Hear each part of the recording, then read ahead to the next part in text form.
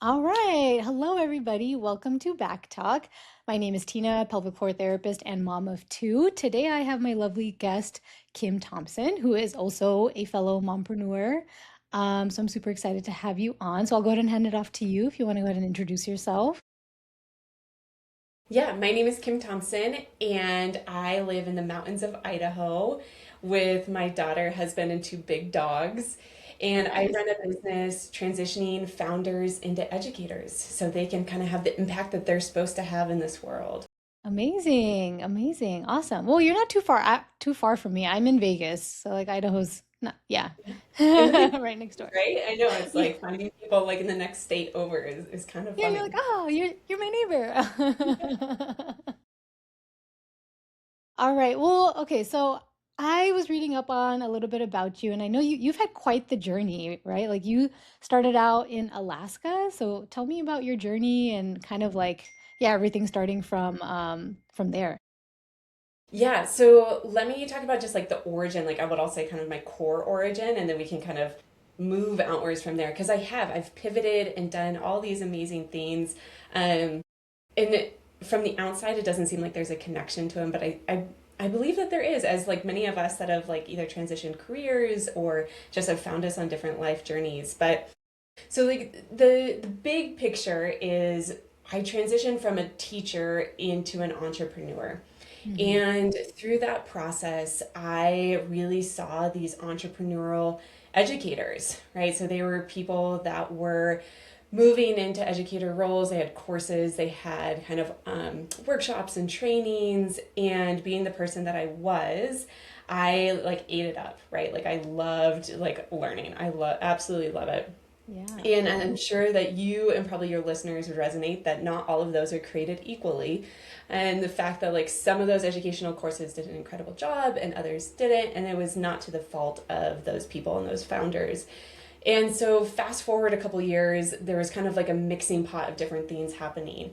My first business was actually a ceramic business. So, this is just like one little Oh. like piece of my story. And so, I was a science teacher transitioning into a ceramic artist.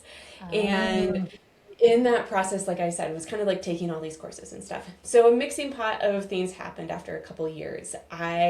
My business had done well. I was getting international recognition. I had built my own kind of like workshops, and I become a mother, right? Mhm. And at the same time, there's that trust recession happening, and we're seeing this get bigger and bigger and bigger. And so the transition into motherhood for me became very like black and white, and the fact that my ceramic studio turned into my daughter's nursery. So I needed Wow.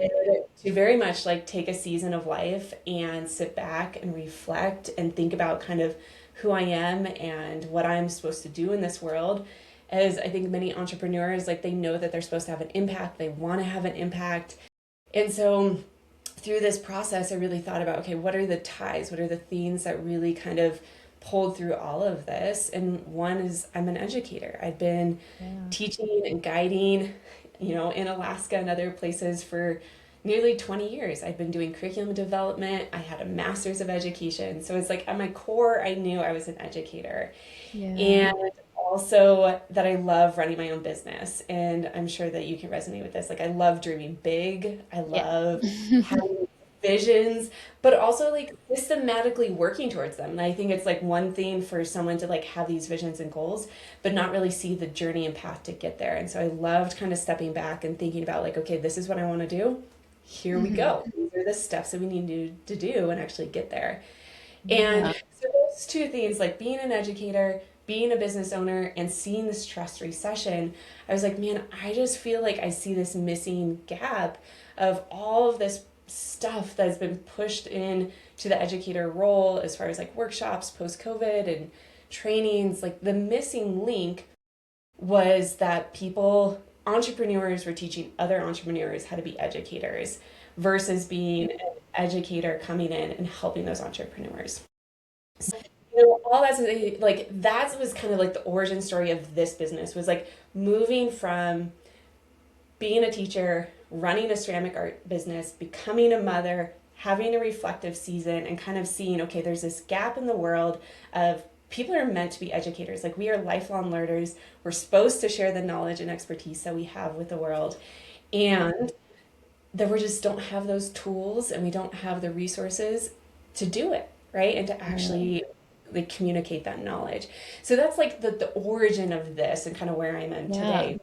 But Alaska, which actually like behind me right now is my map of Alaska. Um, And and I love so that. there's all kinds of like layers. So my business name is Mapphouse, and I Okay. love maps. My Oh. maiden name is Map. Oh, Um, okay. so like all these different things.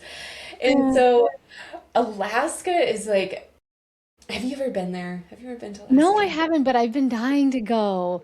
I've Oh heard my, so many like amazing things. I have a friend that went on a Alaskan cruise and she like showed me all these pictures. I've seen pictures online and I'm like, "Oh my God, I have to go." So it's on my bucket list, but nah, I haven't been myself. yeah. No.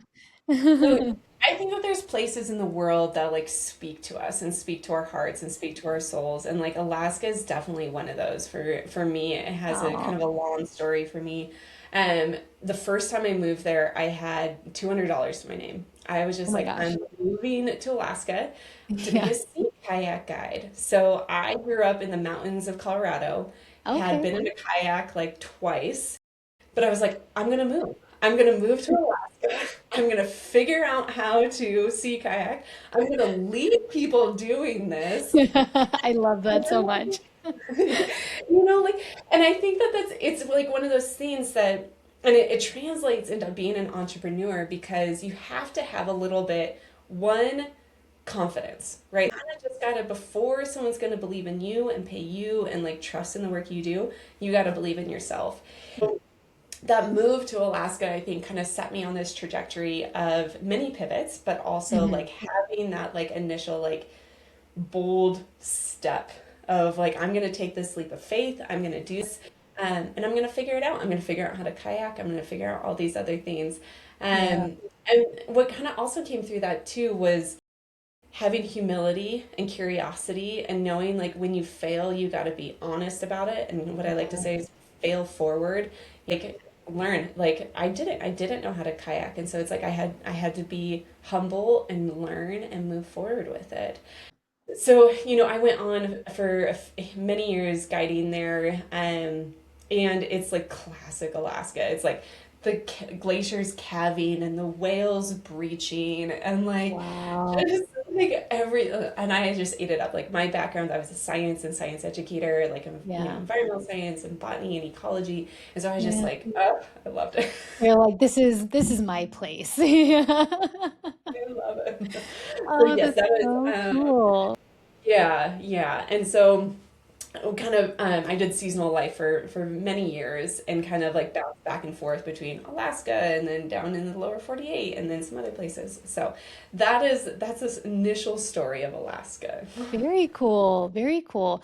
I listened to a podcast, I want to say a couple weeks ago, and they were talking about how when you're an entrepreneur, like a lot of people think that feeling ready is a feeling, but in reality, it's just a decision. So I bring that up because of your story of how you, when you went to Alaska, you were like, I'm just gonna go. I've only been on a kayak twice, but I'm just gonna go and figure it out. And it's like, it's just a decision that you have to make rather than feeling like you have to be 100% ready. Because I think in reality, like nobody's ever 100% ready to like start and you just decide and you kind of just like learn on the journey, that's kind of like it sounds like what your mentality is, and that's definitely my mentality too. I'm just like, okay, I'm gonna figure it out once I start.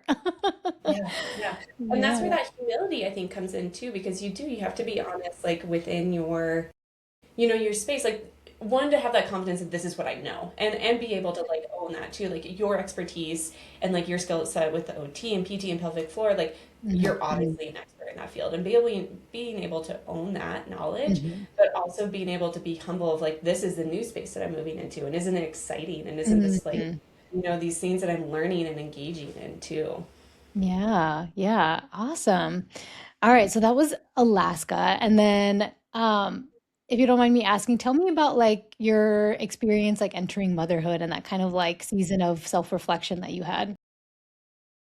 Yes, motherhood, man, what a journey. What a journey. I know I feel like it changes all of us like permanently. Really. Yeah, yeah. Yeah. And I had my daughter a little bit later in life, which I think, it's not that that's becoming normal, but I think we're seeing it more and more. I was, Mhm. 37 when I had my daughter. And so, I'd already had a lot of life before me and had a lot of Yeah. experiences. And what it really did was put in perspective of one, like what I actually have the capacity for, right? Like I knew that I both wanted to and needed to be home to some level. I wasn't supposed to be a stay-at-home mom 100%. I think there's some people that are just like fantastic in that space, but I also didn't want to work for full time, right? And so for that reflective season, I was like, okay, how can I balance and create something that works for me, that works for her, for this season of life that we're in? But I think also I wanted to create something, like I knew that I had an impact and something that I wanted to do in the world, but I also wanted to create something for my daughter, for her to kind of watch me build a business and build something alongside of her, not in spite of her, but alongside of her, right? Mhm. Like, let's do this together. And so she can see as she gets older, and she's two right now, so My daughter's she two as doesn't well. know She'll be three concept, this year, but yeah. yeah. But like, I hope down the road, 10, 15, 20 years from now, she'll step back and be like, wow, like mom built that Mom during did my, that. yeah, right? Yeah. Yeah. And being able, I like the idea, and I don't know if I read it or saw it or heard it somewhere of basically there's no stopping a mom on a mission. And I love that. Yeah. if you, like, there's something like your time goes from, like when I think about my first business, I had all the time in the world. I could sit on the wheel for 8 hours a day. I could create like reels. I could go to shows, like all these things. Yeah. And like now it's just like, okay, I sit down and I work and I Yeah. hustle, right? Like, Yeah. because I have 2 hours, hopefully, Yeah. during that time, we'll Yeah. see. Like, As long as she'll it's not ask. interrupted by something. Yeah. Right? And if those 2 hours don't work, then, well, I guess I'll figure it out another time too, right? Yeah. Yeah. And so, there was that very stark like transition and realization. And also, my daughter didn't sleep through the night for the first 2 years. So it's really been in the last handful of Mm. months that she Hmm. actually started sleeping through the night. Oh my God, bless your heart. Yes, but that's the thing is like at the time I was like, oh, this is like I'm kind of like this is crazy, like motherhood. But now like coming out of it, I was like, oh no, that was wild. Not like sleep deprivation is real. Yeah, it affects everything. Like it affects your stress throughout the day, how you're functioning, like everything else. Yeah. My son is one, but he just started sleeping through the night a couple months ago as well. But from May to May of this year, we were waking up constantly over like, a couple Mm, times every single night. There was times it was every single hour, but again, just to get to your point of yeah, the sleep deprivation is real. And then when you're trying to grow a business and all that kind of stuff at the same time, you're just like an autopilot, just trying to get through yeah. it. Yeah, yeah. I did find that like, and now kind of stepping back and moving out of that season, hopefully, right? Is having some non-negotiables, right? And what I mean by that for me is like one is I have to move my body and I have to be Mhm. outdoors, right? And so even like before this podcast, I dropped my daughter off at daycare and I went for a trail run. Like have Amazing. Yeah. like it's like I think no matter who we are, but especially for mothers, especially mothers of littles, like having whatever that thing is, that non-negotiable of like this is a thing that like needs to serve me and so I can serve my children, but also my business and also the community, whatever it is. And that being like for me, like I have to move my body, which I'm sure that you can resonate with as Yes. well, right? Yeah. And it Yeah. doesn't matter like my husband will, make fun of me or whatever. And it's like I don't care how tired I am, even if it's just like 20 minutes. Like Yeah. I have to do this. Yeah. I would say Um, something is better than nothing. yes, yes. And then I'm also like I'm a 5 a.m. person. I don't know if you're an early morning person. I used to be. I will say before I had kids, even when I was pregnant with my daughter, I was like I would go to the gym I would wake up at 4:30, go to the gym in the morning. Motherhood has changed that for me. Now I'd Yes. rather stay up late at night and sleep in the morning, but everyone's Yeah. different. Yeah. Right. Everyone has Exactly. their own preferences, and they're non-negotiables. Yeah. Yes. Totally. Totally. Yeah. Awesome, awesome. I feel like I resonate with so much of everything that you said of just like, motherhood kind of changing you and then having this idea of like, okay, how do I create a life for my family, for my daughter, for my kids, and then also like for me where I could have a good balance between everything that's important for me. So I Mhm. really resonate with everything that you're saying. And I'm sure a lot of our listeners will also resonate with that. A lot of mompreneurs probably feel the same exact way with entering motherhood and all the same ideas that we just went over. Um, all right. So you have obviously clearly made a lot of pivots in life, from like Alaska and then teacher and then entrepreneur. Talk to me about like the underlying theme between like all of those or like anything that kind of like stayed constant through those changes. Yeah, yeah. So I think that there's, the lessons learned from those things, right? Like I was saying, like everything is you can figure out anything. And I think like kind of having that ability to have the confidence to pivot, right? I think that that's a piece of it. Being able to understand like you can figure out something and that humility that we were talking about. But for me personally, it was really realizing that each one of those things, be it a title of a guide in Alaska or being a classroom teacher or a ceramic artist, I was actually an educator through all of it. And I think that when we have a calling on our lives, it almost kind of is there, even if it doesn't seem really overt or really like front facing. Mm, And for me, it was like just kind of realizing like in Alaska, it was an opportunity to teach about our environment and to have these clients that we were, sitting in kayaks and looking at the glacier's cab and be like, let's talk about climate change. Let's talk about the upwelling of our ocean and kind of how, the ecosystem works together.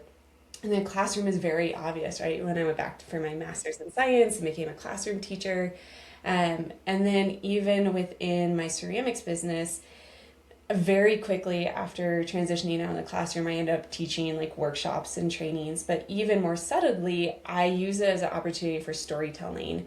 And so my ceramic pieces had illustrations on them. I had like, birds and wildflowers, which is like very like where I am and intentional to like who I yeah. am as well. But it was an opportunity to talk about place. And I would do these different, what I call ecosystem drops. So I would build a whole collection of like pieces of mugs and cups and bowls, and they would all be based on like the desert Southwest or the Rocky Mountains or Alaska. And it gave me a chance to kind of teach and storytell and educate kind of on those places. And so, yeah, it was just kind of looking back on that. I was like, okay, it didn't matter what my title was or what I like was labeled as. It was always me educating. And Mm, I do feel like we have a calling. I think that we have an purpose and intention on our lives. And I think being able to kind of find that and be able to move in that space, and no matter what it looks like, is a really powerful thing. yeah, yeah. And I honestly think that we all have something to teach. Like we are all an expert at something.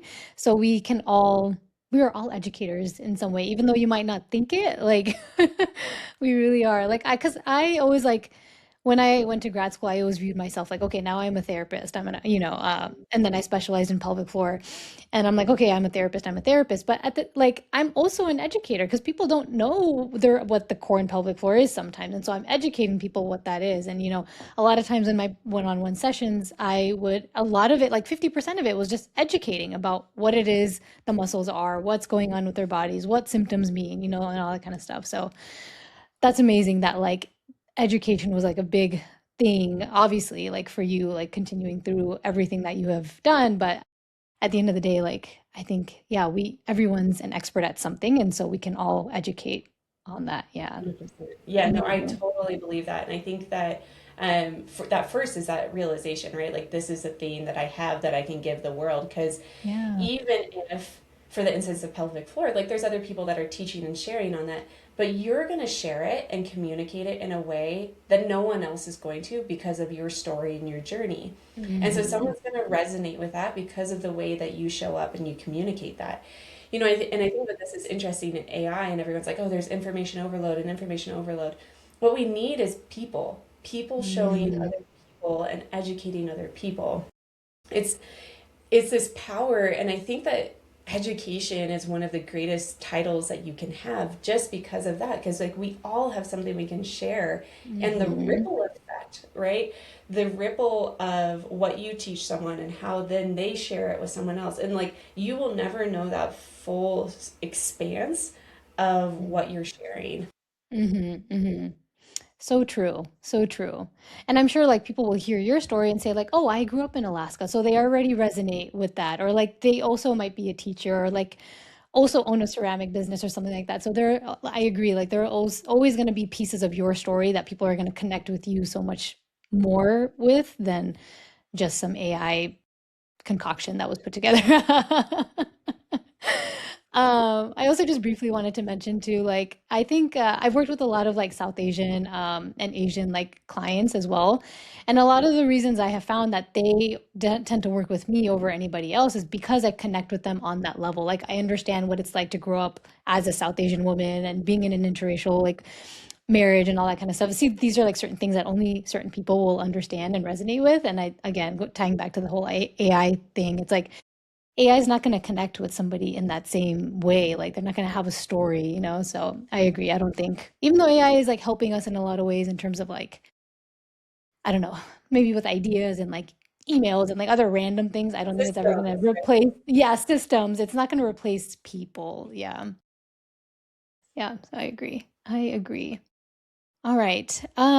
So now obviously like you primarily like uh educate people on how to like you educate like entrepreneurs on how to like um start their like systems and all that kind of stuff. So if you want to go ahead and talk about that, why do you think like this type of education, like courses, trainings, workshops are different than any other type of business? Yeah, totally. Yeah. So I'm going to step back actually for a second Yeah. Yeah. and Yeah. just like, you know, why even move into the educator role, right? Like I think that it's kind I don't want to say that it's trendy because I don't know if that's necessarily the case, but I think it's first like you need to understand that role before actually kind of talking about the courses and stuff. And so for an entrepreneur, you know, one is financial, right? Like having some type of educational offering definitely creates another pocket of income into your business structure. It kind of just helps with that. I think that that's a very obvious one. The next one is becoming an authority in whatever you're an expert of. So we were just talking about having an expertise, having something to share with the world. And so when you add a layer of education into your business structure, you're automatically becoming or you're moving into that space as an authority into it. So that opens up doors into other avenues, speaking events, you know, and moving forward from there. And then lastly is actually an interesting one. It's client retention. And what I mean by that is when you move from founder to educator, your clients move from clients to students. And when they resonate with you because of who you are, because of your story, because of your background, and the way that you teach, they want more of that. So you Mhm. provide like that initial course or that initial training, and then they resonate with how you teach. They're going to want the next thing you serve and the next thing you serve, right? So I think that that's really important to understand that there's kind of like these layers within becoming an educator in that entrepreneurial role. So I come in and I what I say flip the switch. I become this educator for entrepreneurs and kind of give them the tools and the resources. And within my framework, I think about first setting up that offering. We need to understand the mindset. So when you kind of transition into that educator role, that mindset of becoming an educator, how do you communicate? What is your learning style, your teaching style? Like actually making that transition into it. And then we think about your authority. What is the thing that you are actually an expert in?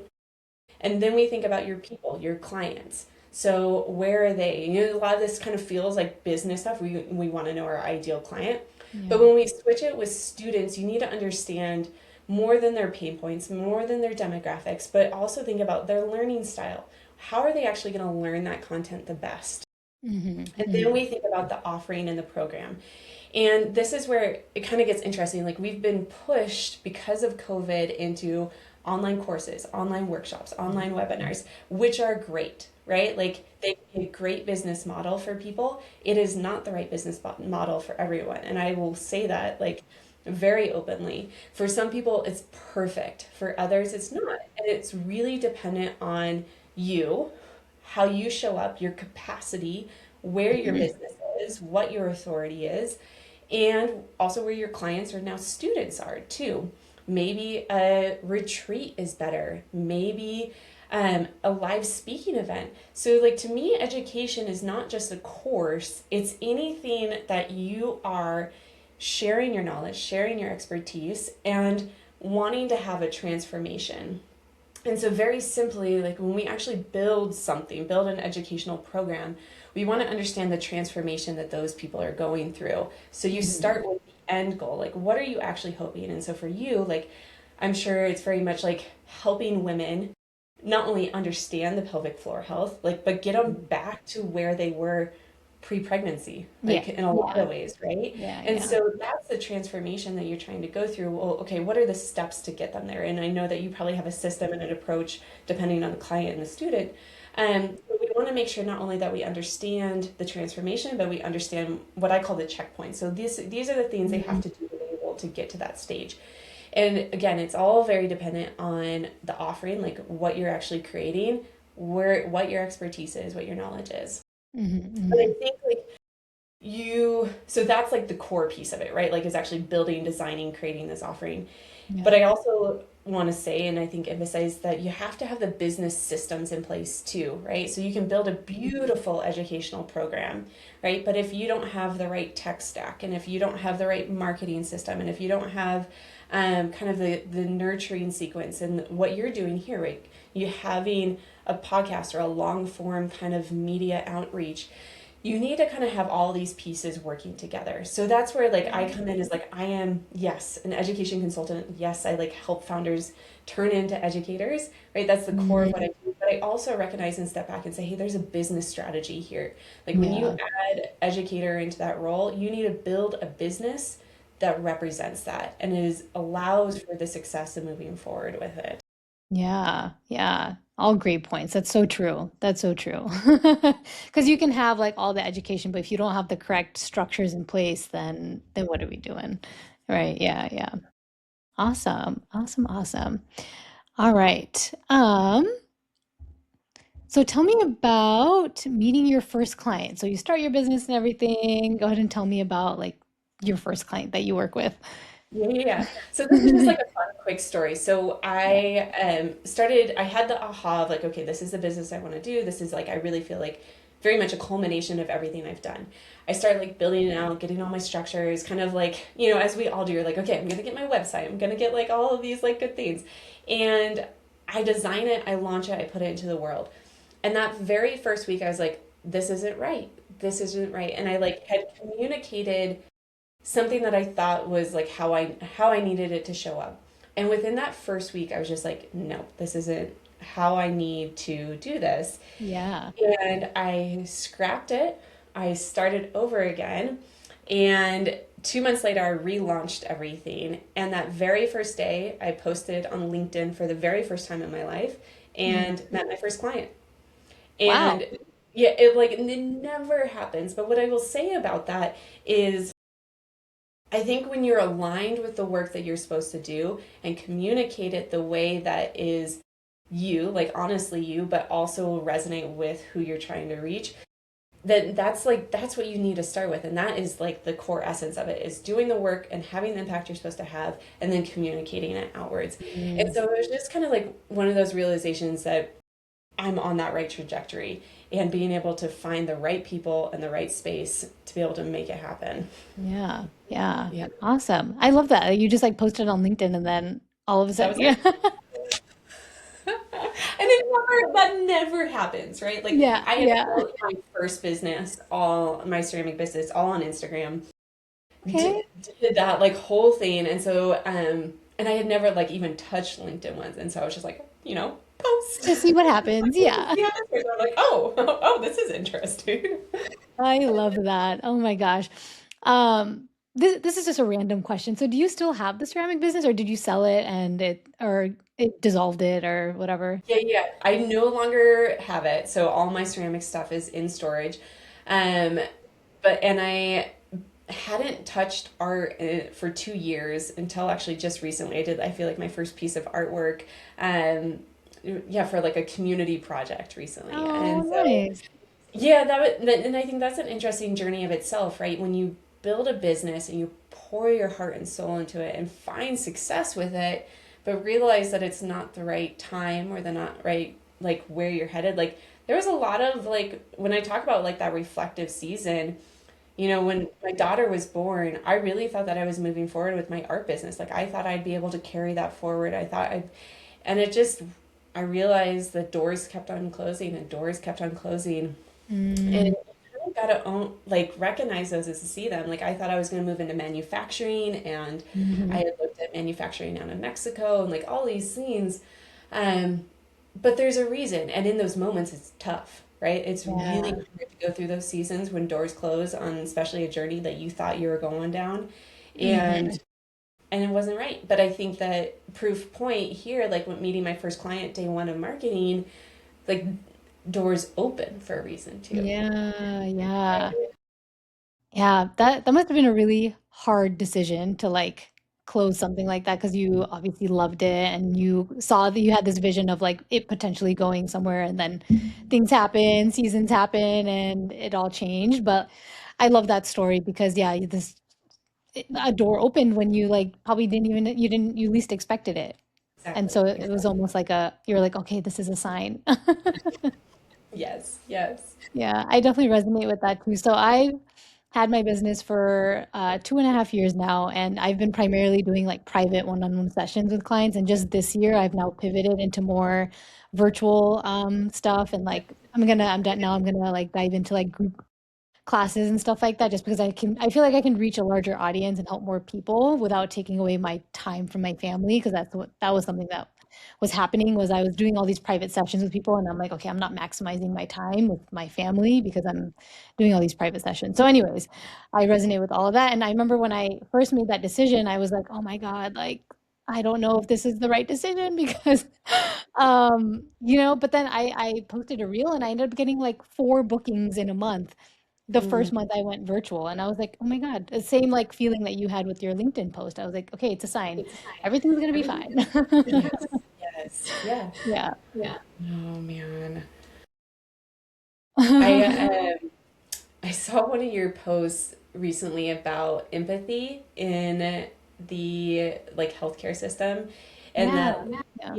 and I really felt like it not only like resonated with me, but I thought that it was just like such an interesting and honest like conversation Mhm. of that work that you are in, that space that you're in, and how now like you running your own business and finding like the space that works for you to do the work that you're supposed to, Right, right? right.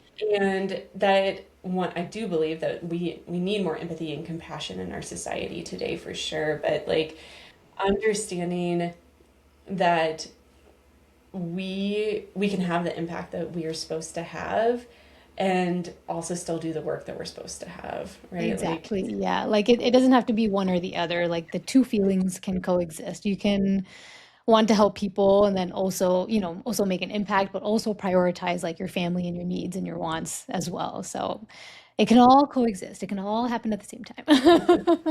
yes. Oh, I love that. All right. Okay, I think just one more question that I wanted to ask you is, yeah, so well, we kind of touched on this already, but what does it actually mean for you to build in the margins of motherhood? Mm. Yeah, I think it's kind of going back to what I was saying with those non-negotiables, like so making Yeah. sure that we're really having those things that honor that make you you, right? And so for me, it's like taking that time and space to be outside and to play, and to like for me, it's like waking up super early, have my cup of tea, so I can like be ready for toddlerhood when she Yeah. wakes up, and be like, okay, here we go. Because you definitely need to like have the energy and good mental space to like deal with the whole day of toddlerhood. Yeah, I Yes, feel that. yes, yes. But I think that I don't know if it's spoken enough or like I just probably needed to hear it more and more that mothers like don't be afraid to ask for help too, right? Yeah. And I feel like there's this pressure on moms to do it all. And Hmm. especially, if you have your own business or if you're a working mom or if it's like, you just have this like kind of, I don't want to say weight, but an expectation that you can just do it all. And I think that we have people in our lives. Like I have a very supportive family, um, and still like there was almost like this mindset of, and I think that there's a personality trait there too. I'll be like very honest. Like I'm a very like driven and very like I can handle this like Yeah. super like I got this. Yeah, yeah, And yeah. and I'm the so same way. I'm like, no, I got it. I can do it I myself. got it. It's fine. Like, oh yeah, no, it's totally fine. I haven't slept in whatever years. It's fine. I don't I'm care. fine. It's that meme.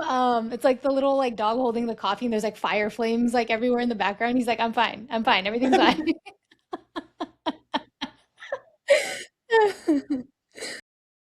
Just like, yeah, like stepping back and be like, no, these people love me and support me, and there's systems in place. Like, my daughter didn't start daycare until she was 15 months. That was a choice that we made. But now, like thinking back, it's like, man, like we have these systems in place. We have people that love and support us. Yeah. It's not expected that you do it all alone. You can Mhm. love your child to the ends of the world, and it's okay to take time and Yeah. figure out those times and spaces that you need to be able to be you. Yeah. And like, especially if, oh man, like just having a daughter later in life, just like I had this life. I had, like all these, like who I am and the things that I've built. And it's just like, when I can step away and be me, then I can like come into motherhood with more grace and more patience. Mhm. And that's where like I really, motherhood and business ownership is a mix of grace and grit. And you kind of just Mhm. gotta like, sometimes you gotta power through it, right? Like there's a little bit of grit Yeah. in there and we gotta show up, dirty diapers and all. Yeah, Oh, yeah. You just things still gotta get done. The diapers need to be changed. yes. Like, Oh my gosh. Sidebar tangent of, yeah. I had a meeting with one of my clients this last winter, with like a whole bunch. It was him and then a whole bunch of like what I'll call his people. So people that kind of were working with him. And so it was my first time meeting this like whole group of people that he was working with. And my daughter was home because she had been throwing up. There was like some weird like stomach bug, going on. Yeah. And all of us, it was like, okay, my daughter just like puked all over me. I have to like change. I have this call in less than 5 minutes. Like boom, boom, boom. And Yeah. it's just like I was like, this is motherhood and entrepreneurship of just like you have to pivot so Yeah. quickly of like, okay, I have to transition from caring for this small tiny human and Yeah. literally everything that they throw at you, um, to Literally. showing Yeah. literally like, to owning a space and being confident and saying Yeah. yes, like I am a professional in this space, this is what I can provide, this is what I can do for you, and believing in that. And so it's like, I didn't get the space and time to be like, okay, I can do my hair and I can like, have that Yeah. brace space to do this or whatever. And it's just like, no, like, boom, here we go. Yeah. And so that, that's where it's this interesting grace and grit. And I think being an entrepreneur and being a mother, especially of littles, and I say that in Yeah. probably 10 years, like when I have a teenager, I'll be like, this is a whole different beast, right? Yeah. Like, Yeah. I say this all the time. I feel like motherhood is just a constant evolution. Like every time I feel like, okay, I got to figure it out. We have a good system in place. That, but then like your kid is also growing up, so there's a different version of them. Like we're dealing with different types of tantrums like next week, you know? So it's like it's always evolving. And so just yeah, grace and grit. Ever yes, evolving grace and grit.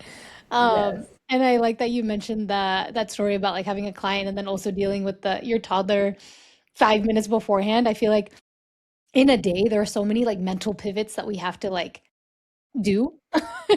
Like pivoting from being a mom and then entrepreneur, mom, entrepreneur, going back and forth, and just transitioning between the two throughout the day, especially as a mom entrepreneur. There's so many of those happening just every day too. This is a tangent too, but I was just talking to my friend the other day and I was like, yeah, last week my daughter was, she was just like being very emotional, like anything she got upset with, she would just like cry. If she was like sad or like just emotionally overwhelmed, she would cry. And I was just like, Oh my God, like so the week before that we were dealing with like just like big emotions, like kind of a little bit of screaming and crying. And then it was just like really sad crying. And then I talked to her again. She's like, oh, that like I talked to her again and I was like, you know what? This week it's a whole other thing. Now we're past that. And now it's like a whole different type of tantrum that we're dealing with. So it's just like every week it's a different type of tantrum that we're dealing with and a different type of kid, toddler that I'm dealing with and working with and raising, so it's just constantly changing. Yes. And I know you relate to all of this as well, Yes. so. All right. Okay, so I think I touched on everything that we wanted to discuss. Is there anything else that you kind of wanted to talk about? I think that there was anything major. No, and I just really appreciate you taking the time and the space and like, yeah, love me to share my story and my journey with you. Yeah, I appreciate you coming on. This was a really, really great episode, and I think a lot of people will resonate with everything that you've discussed. Last thing before we log off is where can people find you? Yeah, yeah. So my business is Mapphouse, MAPP House. Like I was Mhm. saying, that's my maiden name. So that's basically everything. So my website and then my Instagram handle and everything else. Awesome, awesome. Okay. Well, if there are any fellow mompreneurs out there, you know who to find. Yeah, to help you out. All right. Well, I'll go ahead and wrap this up. Well, thank you so much again for coming on here and sharing your story.